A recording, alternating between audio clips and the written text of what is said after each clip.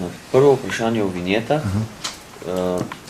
bom lahko bolj natančno odgovoril, potem, ko bo medresorska skupina dala svoje predloge, kako pravzaprav vidijo cestninjenje v Republiki Sloveniji v prihodnje, kako vidijo financiranje izgradnje infrastrukture v prihodnje.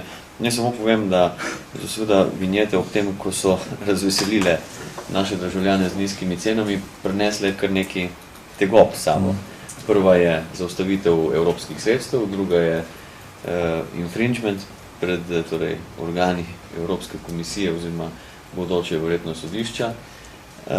Tretja je problemi z vzdržnostjo našega programa izgradnje avtocest, namreč pobran denar ne zadostuje za plačevanje obstoječih dolgov.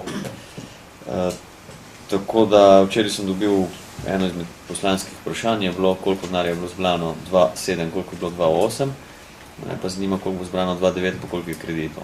Torej, to je tisto, za kar sem jaz odgovoren in tle vidim kar nekaj težav. Uvedba kratkoročnih vinjet bi pa še bistveno poslabšala izplen cestninjenja.